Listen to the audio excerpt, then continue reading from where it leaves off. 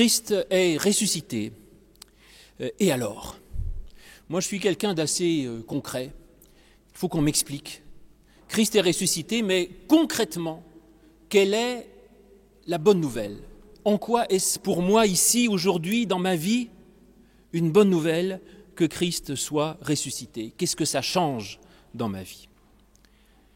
Est-ce que c'est qu'il y a 2000 ans, Monsieur Jésus de Nazareth est mort et qu'ensuite ses amis l'ont vu pendant encore 40 jours ? Bon, je suis très content pour Monsieur Jésus de Nazareth, très content pour ses amis qui ont pu avoir encore leur ami quelques jours, mais ça ne fait pas une bonne nouvelle pour moi. Parce qu'à moi, Jésus n'apparaît pas physiquement. Et moi, Jésus ne vient pas me donner du poisson à manger. Et il ne vient pas quand je suis enfermé dans une pièce et que j'ai peur. Jésus ne traverse pas les murs comme dans l'Évangile pour me dire « la paix soit sur toi ». Pas physiquement en tout cas. Donc oui, je crois que réduire la résurrection aux apparitions de l'Évangile serait une erreur. Parce que ces apparitions ont été un phénomène limité dans le temps, réservé à certains pendant 40 jours, vous disais-je. Et ça ne me plaît pas parce que du coup, je suis en quelque sorte exclu du phénomène. Donc il ne faut pas confondre résurrection et apparition. Le message de Pâques, ce n'est pas de dire Jésus a été ressuscité pendant 40 jours et puis maintenant vivez dans le souvenir d'autrefois. C'est aujourd'hui Christ est ressuscité, aujourd'hui il est vivant et là où vous êtes, le Christ est présent à côté de vous et il est là. Et aujourd'hui, là, Jésus, il est présent comment à côté de vous ? Eh bien, il est présent, pas physiquement bien sûr, mais spirituellement. Jésus a dit, là où 2 ou 3 seront réunis en mon nom, je serai au milieu d'eux. Depuis 2000 ans, c'est vrai. Et depuis 2000 ans, Jésus est présent quand on est réunis en son nom. Mais là, dans ce temple, nous sommes 1, 2, 3, 4, 5, 6. Pas de Jésus physique en tout cas, mais Jésus est présent. Et dans votre salon, dans votre cuisine, dans votre pièce, dans votre appartement, dans votre chambre, chez vous, Jésus est présent même si vous ne le voyez pas. Donc cette résurrection du Christ, elle est spirituelle. Les apparitions, j'en sais rien, croyez-y si vous voulez, peut-être qu'elles étaient matérielles, corporelles ou pas, j'en sais rien. Mais en tout cas, pour moi aujourd'hui, le Christ ressuscité, il est présent spirituellement. Et ça, pour moi, c'est une vraie bonne nouvelle. Parce que du coup, ce Christ ressuscité, il est vivant pour moi et pas juste il y a 2000 ans. Et aujourd'hui, ce Christ, eh bien, pour moi et comme pour vous, je dirais, il vous accompagne. Et ce Jésus, il vous donne la vie. Et il est là à côté de vous. Il vous console, il vous réconforte. Et moi, je vous dis, vous n'êtes pas seul, mais Jésus est là tout près de vous. Et Jésus, c'est votre meilleur ami. Votre confident, votre compagnon de route, votre compagnon de misère peut-être, mais peut-être aussi votre compagnon de joie, celui qui vraiment est avec nous et qui est pure tendresse, amour, pardon, compréhension. Quel cadeau! Alors, je vous ai dit ces récits d'apparition, alors qu'est-ce que j'en fais ? Eh bien, je trouve que ce sont en tout cas de merveilleux textes imagés qui racontent cela. Dans Luc, les pèlerins d'Emmaüs. Mais c'est moi ça. Quand je marche tout triste et que je ne le sais pas, mais que Jésus marche à mes côtés et qu'il me parle et que je parle avec lui, ça c'est moi. Et les pèlerins d'Emmaüs, ils sont encore vrais aujourd'hui, c'est encore moi, ça peut être vous. Et quand dans Jean, Jésus apparaît à ses disciples enfermés dans la chambre haute, ce n'est pas une histoire d'autrefois. C'est une histoire vraie aujourd'hui.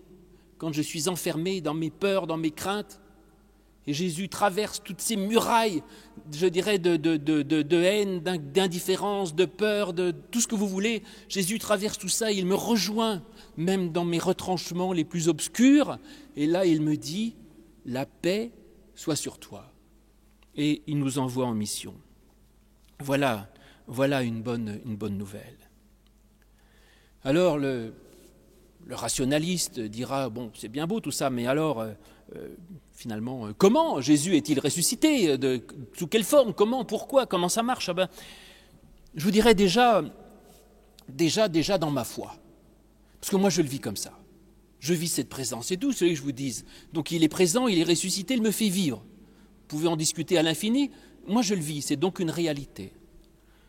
Bon, si vous êtes encore plus rationaliste, je vais dire, il est présent en tout cas par son évangile, par sa prédication, par son amour, par le témoignage qu'il a laissé. Et tout ça, ça continue d'être vrai parce que, évidemment, Jésus est vivant par cet évangile qui nous fait encore vivre. Et tout le message du Christ, toute cette proclamation de la bonne nouvelle de l'évangile, de l'amour de Dieu, c'est quelque chose qui reste vivant, vivifiant, qui aujourd'hui me fait vivre, structure nos communautés qui sont réunies autour de cette parole, de cette bonne nouvelle de l'évangile. Donc Jésus est vivant, bien sûr, par sa parole. Alors tout ça, c'est très bien, mais concrètement, reprenons. Comment ça se passe pour tous ceux qui sont physiquement confrontés à la mort aujourd'hui? Quelle est la bonne nouvelle de Pâques pour ceux qui ont perdu un proche, pour ceux qui sont dans le deuil? Alors, Jésus est ressuscité, admettons, mais alors qu'en est-il de nos morts? Est-ce que la résurrection est réservée à Jésus seul, qui lui alors peut pousser les tombeaux, il va voir ses amis, il les réconsole et tout ça, et nos morts à nous? Qu'en advient-il? Pourquoi?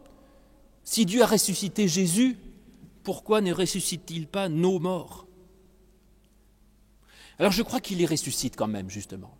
Parce que j'ai bien lu Paul. Enfin, je l'ai lu en tout cas, bien ou pas bien, j'en sais rien, mais je l'ai lu. Et Paul nous dit, tous ressuscitent comme le Christ. Et Paul nous dit que la résurrection du Christ, c'est en quelque sorte le modèle de notre propre résurrection. Il est le premier-né d'un grand nombre de frères. Il est l'archétype de la résurrection qui nous est promise. Et donc, autrement dit, la résurrection du Christ, ce n'est pas un événement unique, c'est un échantillon. C'est l'appartement témoin, si vous voulez, de ce que Dieu donne à chacun. Cette résurrection du Christ, eh bien, de la même manière, elle nous est offerte. Alors là encore, évidemment, si vous en restez aux apparitions corporelles, vous êtes un peu coincé parce que jusqu'à présent, moi, je n'ai jamais vu aucun mort physique ressuscité au bout de 3 jours, toquer au cercueil, pousser les trucs du tombeau et aller enlever les bandelettes. Et donc, si la résurrection du Christ n'était que les apparitions, une fois de plus, ça la mettrait loin de nous. Ça ferait de la résurrection quelque chose dont nous sommes exclus. Mais si la résurrection est spirituelle, alors elle peut s'appliquer aussi à nos morts. Je vous ai dit, Jésus est vivant spirituellement, en tout cas c'est vrai aujourd'hui, pour moi Christ ressuscité, il est vivant spirituellement, qu'on le veuille ou non, aujourd'hui c'est comme ça. Eh bien, est-ce que je peux dire la même chose de ceux qui nous ont quittés? Oui, certainement. D'abord, je crois que tous ceux que nous avons aimés, même s'ils sont morts, d'une certaine façon, ne sont pas loin de nous. Ils sont dans notre cœur, ils sont là, ils sont peut-être morts, mais ils sont ailleurs, mais ils sont pas, il n'y a pas de coupure, en quelque sorte. Et puis d'autre part, je crois aussi, je vous ai dit, le Christ est vivant par ce qu'il a laissé et transmis, et bien d'une certaine façon aussi, toute vie laisse un sillage derrière elle. Personne ne vit pour soi. Et quand quelqu'un meurt, on ne peut pas dire tout est fini, on le met dans le tombeau, on met la pierre dessus et puis terminé. Non, quand quelqu'un meurt, il reste des tas de choses qui continuent derrière, qui continuent de circuler. Et quand quelqu'un meurt, eh bien, continue d'être tout ce qui a été donné, tout ce qui a été partagé, tout ce qui a été vécu. Tout ça, ça reste vivant en quelque sorte. Et donc la vie n'est que transmission. Et la mort ne bloque pas la transmission, au contraire.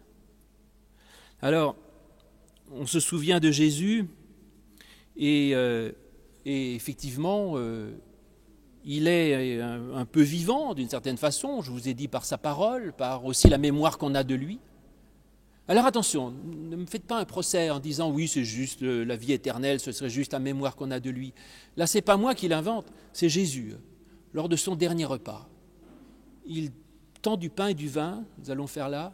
Prenez, mangez, ceci est mon corps, buvez, ceci est mon sang. Faites ceci en mémoire de moi. Et voilà, il annonce la nature de la résurrection. Vivre justement de la vie du Christ, faire du Christ un viatique et par sa parole, par son enseignement, par son alliance, en faire quelque chose qui est à la fois une source de force, d'énergie, de joie pour moi. Et puis, la mémoire que l'on fait de lui, la mémoire, faites ceci en mémoire de moi, ça n'est pas rien. Et quand on fait la communion, c'est pour faire mémoire et dire on n'oublie pas le Christ, on ne l'oublie pas. Et donc dans la scène, nourrissez-vous et faites mémoire. Et chaque dimanche, eh bien justement le dimanche c'est le jour du Christ ressuscité. Chaque dimanche nous fêtons le Christ ressuscité par la prédication de la parole. La prédication, c'est la résurrection de cette parole enfermée dans un livre. La prédication, c'est une façon de rendre vivante une parole qui nous a été donnée il y a 2000 ans. On fait comme on peut, mais on la rend vivante et on communie autour d'elle. Et le dimanche, quand on communie avec les espèces, on fait mémoire. Et on dit le Christ est une présence, une source de force, de vie et de joie dans nos existences. Mais je pourrais dire la même chose, ceux qui nous ont précédés sont aussi vivants par la mémoire qu'on a d'eux, évidemment, et par ce qu'ils ont laissé. Alors, vous direz, oui, mais si on les oublie au bout d'un certain temps, eh bien ce n'est pas grave, parce que ce n'est pas la mémoire qui rend les gens vivants. Moi j'ai des tas d'ancêtres dont je suis fondamentalement redevable, parce qu'ils ont transmis, pas que biologiquement ADN, mais de valeurs, de qualités, de choses extraordinaires qui ont été transmises de génération en génération. Je ne sais même plus leur nom, mais ça ne veut pas dire que ce qui a été transmis n'a pas été transmis. Et donc ce n'est pas la mémoire qui rend vivant, si vous voulez. De même qu'aujourd'hui, il y a des tas de gens qui ne font pas mémoire par la Sainte Seine, de gens qui se disent « moi je ne suis pas chrétien, je crois en rien », mais ils sont quand même au bénéfice de tout cet évangile, au bénéfice de cette prédication qui fait que notre société aujourd'hui est judéo-chrétienne et dit la vie est plus importante que le profit, que l'argent, que l'économie ou autre chose, et qui va dire l'importance qu'il y a de faire attention aux plus faibles et aux plus petits. Donc nos anciens disparus vivent en nous et par nous certainement. Et je vous ai dit, nous sentons leur présence. Si nous les avons aimés, ils n'ont pas besoin d'être présents physiquement. Quand on aime quelqu'un, on n'a pas besoin d'être juste à côté. On sait qu'il est là et qu'il nous aime. Bon, admettons que ce soit une bonne nouvelle pour ceux qui nous ont quittés. Mais allons plus loin. C'est une bonne nouvelle, certes, mais pour moi. Pour moi. Moi qui suis confronté à ma propre mort. À ma propre mort possible ou prochaine. À ma propre peur de ma mort. Qu'est-ce que Pâques vient me dire? Est-ce qu'il dit que moi je ressusciterai au 3e jour en poussant les tombeaux? Non, bien sûr. Alors à ce moment-là, cela veut-il dire que si le tombeau s'est ouvert pour Jésus, pour moi il resterait hermétiquement fermé? Ou est-ce que je devrais attendre une hypothétique résurrection au dernier jour, après un jugement dernier ou je ne sais quoi? Bon, si ça vous convient, gardez-le. Ou est-ce que je me contenterai de ce que vient de prêcher le pasteur Pernaut en disant écoutez, c'est pas grave, si vous mourrez, vous aurez toujours transmis des choses à vos enfants, et puis voilà, l'amour partagé n'a pas été vain. Bon, oui, ça me console un peu, mais je vais vous dire, ça ne me console qu'à moitié. Je crains de mourir, et Dieu ne me sauverait-il pas, vraiment? Alors d'abord, je vais vous dire une chose, Dieu n'empêche pas de mourir physiquement. Bon, ça c'est bien de le rappeler, depuis que le Christ a vécu, des milliards de chrétiens ont vécu et sont tous morts. Bon, donc Dieu n'empêche pas de mourir physiquement, et il n'en a ressuscité aucun en chair et en os d'ailleurs aussi pendant qu'on y est, mis à part peut-être Jésus, mais bon, je vous l'ai dit, c'est à voir. Et même Jésus, Dieu ne l'a pas empêché de mourir. Donc la bonne nouvelle, elle n'est pas là. Alors, elle est où cette bonne nouvelle? Quel est le message de Pâques? Qu'est-ce qu'il me dit de bon sur l'angoisse de ma propre mort? La mort, ma mort est-elle une sorte de mur contre laquelle ma foi dans la résurrection bute? Mais moi, j'ai besoin d'une foi plus forte, j'ai besoin d'une foi dans la vie, j'ai besoin de croire dans la résurrection, dans le triomphe sur la mort. Où tout cela est-il? Bien là encore, je crois qu'il faut passer par l'apôtre Paul. Paul est très intéressant parce qu'il permet de voir les choses autrement et de dépasser ce dialogue, ce débat, résurrection, apparition, machin, etc. Paul ne se place pas tellement du point de vue historique. D'ailleurs, lui n'a pas connu Jésus de Nazareth. Je crois que ne peut pas dire qu'il se fichait un peu, mais il se fiche du petit bonhomme de Nazareth qui, avec sa barbe, ses grands cheveux et ses sandales, ce n'était pas du tout son problème. L'aspect purement humain de Jésus ne l'intéressait pas. Pour Paul, le fondement de la foi, c'est Christ. Christ. Et Paul, d'ailleurs, utilise souvent Christ, même sans Jésus, et même sans article. Ce n'est pas Jésus-Christ, ce n'est pas le Christ. Pour Paul, c'est Christ. Il dit « Christ est ma vie ». Il ne dit pas « Jésus de Nazareth était un type très sympathique qui est ressuscité et j'en suis content ». Christ est ma vie. Ce n'est pas juste un personnage sympathique qui aurait existé, mais c'est pour Paul, Christ, c'est un événement, quelque chose, quoi.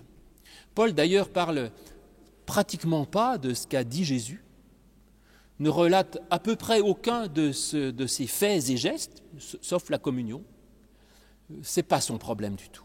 Pour Paul, Christ est tout un symbole, autrement dit, toute une chose. Pour Paul, Christ, c'est l'avènement dans le monde de quelque chose de radicalement neuf. Pour Paul, Christ est un coup de tonnerre dans le monde qui vient ébranler le monde par une sorte d'annonce incroyable de l'irruption de la grâce, de l'irruption de l'amour dans le monde, l'accomplissement des promesses de Dieu. Christ, c'est un coup de tonnerre dans le monde, si vous voulez, un coup de tonnerre par une sorte d'avènement de quelque chose, de quelqu'un d'extraordinaire, extraordinaire dans le monde. Christ, pour Paul, c'est un coin fiché dans l'inéluctable du monde, un coin qui vient fendiller la dureté du monde, qui vient fendiller ce vieux monde condamné à mort et qui vient mettre à l'intérieur un ferment invincible de vie. Christ est là, la révélation de l'amour inconditionnel de Dieu pour sa création, l'avènement d'une nouvelle création, du royaume de Dieu offert à nous tous. C'est un ébranlement de l'ensemble du monde, affirmant que Dieu nous aime, nous sauve et nous pardonne à jamais. Christ, c'est Dieu lui-même qui vient se rendre présent parmi nous pour nous donner la vie. Et c'est le signe qu'il y a une puissance infinie d'amour qui nous dépasse ultimement. Et que cette réalité nouvelle, elle est tellement incroyable, tellement plus forte que tout, qu'elle est ce Christ-là, tout ce que je vous ai dit, c'est plus fort que toutes nos petites misères qui ne sont peu de choses, plus fort que les virus, plus fort que les maladies, plus fort que les disputes, que les échecs, et même plus fort que la mort, qui finalement n'est pas grand-chose à côté. Paul a dit cette phrase qui longtemps a été pour moi mon verset fétiche. Je l'ai gardé, mais j'en ai un autre en plus maintenant. Pour moi, vivre, c'est Christ. Pour moi, vivre, c'est Christ. Voilà. Christ est ma vie, autrement dit. Attacher sa vie à Christ, c'est attacher sa vie à une puissance infinie de vie, de joie, de paix et d'amour. Et Christ sauve le monde, parce que devant lui, le monde est peu de choses, le monde n'est qu'un jeu d'ombre sans grande importance. Christ est tout, et en donnant ma vie à Christ, en vivant pour Christ et par Christ, je vis, quoi qu'il arrive, et pour l'éternité. Et alors, ce que nous dit le message de la résurrection, c'est que cette réalité de Christ, par-delà l'homme historique, cette réalité de Christ, la mort ne l'atteint pas. Ce Christ-là, il est immortel, invulnérable. La mort n'est pour lui qu'un avatar sans conséquence. La mort est impuissante devant cette force incroyable d'amour, devant cette transcendance de Dieu qui se révèle en Jésus-Christ. C'est ce que dit Paul. Ô mort, où est ta victoire? Ô mort, où est ton aiguillon? Plus rien. Il y a en Christ la victoire sur l'ensemble de tout ce qui peut être. Christ a vaincu la mort. Christ est plus fort que la mort. Ce Christ-là, ce Christ de la foi, il est plus fort que le péché, que la culpabilité, que l'angoisse. Il envoie tout baladé, tout part en éclats, tout est explosé pour laisser simplement le règne de Christ, qui est l'amour, la joie et la paix. Christ, l'éruption invincible de cette puissance créatrice de Dieu. Et ce message de Pâques, mes amis, c'est donc la relevée de Christ. Et ça, c'est pas juste pour 40 jours, pas juste pour 40 jours, mais pour toujours. Aujourd'hui, Christ est vivant. Et non seulement il est notre meilleur ami, non seulement il est notre confident, notre compagnon, mais il est surtout la preuve et la démonstration que l'amour est plus fort que la mort. La démonstration qu'il y a en nous une dimension de transcendance divine unie au Christ que la mort ne peut pas atteindre ni détruire et contre laquelle elle ne peut rien faire. La mort est réduite au silence par le Christ. Les tombeaux sont ridiculisés par Christ. Les tombeaux sont vides. C'est ça la résurrection. Tombeau vide. Il n'y a rien dans les tombeaux. La mort ne peut rien, elle n'est rien. La mort est terrassée, piétinée, rendue ridicule par cette puissance du Christ qui roule les pierres, qui traverse les tombeaux, qui traverse tout, qui traverse les murs, qui est présent où que vous soyez, par la puissance de cette révélation divine, d'un amour cosmique, absolument incroyable, plus fort que tout, et qui transforme la mort en vie. Christ est vivant, il vit éternellement, il a triomphé de la mort, il vous donne la vie, et il ouvre sans cesse devant nous un chemin nouveau de vie et de joie infinie. Alléluia, Christ est vivant. Amen.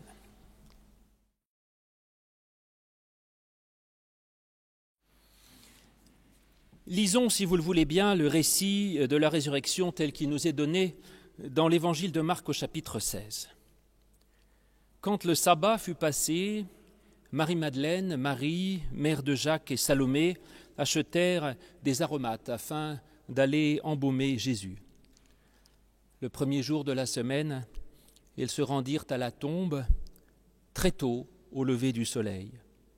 Et elles disaient entre elles, « Qui nous roulera la pierre de l'entrée du tombeau ?» Elles levèrent les yeux et s'aperçurent que la pierre, qui était très importante, avait été roulée. Elles entrèrent dans le tombeau, virent un jeune homme assis à droite, vêtu d'une robe blanche. Et elles furent épouvantées. Et il leur dit, « N'ayez pas peur. Vous cherchez Jésus de Nazareth, le crucifié ? Il est ressuscité, il n'est pas ici. Voici l'endroit où on l'avait déposé. Et allez dire à ses disciples et à Pierre qu'il vous précède en Galilée. C'est là que vous le verrez, comme il vous l'a dit. » Elles sortirent du tombeau et s'enfuirent tremblantes et hors d'elles-mêmes, mais elles ne dirent rien à personne à cause de leur effroi. Dans l'épître de Paul aux Romains, l'apôtre fait plusieurs fois référence à la résurrection du Christ de façon particulièrement intéressante, me semble-t-il. Je vous en lirai que 2 passages. D'abord, au chapitre 6, à partir du verset 3. « Ignorez-vous que nous tous qui avons été plongés dans le Christ, c'est dans sa mort que nous avons été plongés. Nous avons donc été ensevelis avec lui dans la mort, afin que, comme Christ est ressuscité d'entre les morts par la gloire du Père, de même, nous aussi, nous marchions en nouveauté de vie. En effet, si nous sommes devenus une même plante avec lui par la conformité à sa mort, nous le serons aussi par la conformité à sa résurrection. Et nous savons que notre vieille nature, elle a été crucifiée avec lui afin que ce corps de péché soit rendu à l'impuissance et que nous ne soyons plus esclaves du péché. Car celui qui est mort est quitte du péché. Or, si nous sommes morts avec Christ, nous croyons que nous vivons aussi avec lui. sachant que Christ ressuscité d'entre les morts ne meurt plus. La mort ne domine plus sur lui, car il est mort, et c'est pour le péché qu'il est mort une fois pour toutes. Et maintenant qu'il vit, il vit pour Dieu. Ainsi, vous-même, considérez-vous comme morts au péché et comme vivants pour Dieu en Christ Jésus. Un peu plus loin, au chapitre 8, Paul dit cela, verset 9. Pour vous, vous n'êtes plus sous l'emprise de la chair matérielle, c'est-à-dire sous celle, mais vous êtes sous l'emprise de l'esprit. Du moins si l'esprit de Dieu habite en vous. Si quelqu'un n'a pas l'esprit de Christ, il ne lui appartient pas. Et si Christ est en vous, le corps, il est vrai, est comme mort à cause du péché, mais l'esprit est vie à cause de la justice.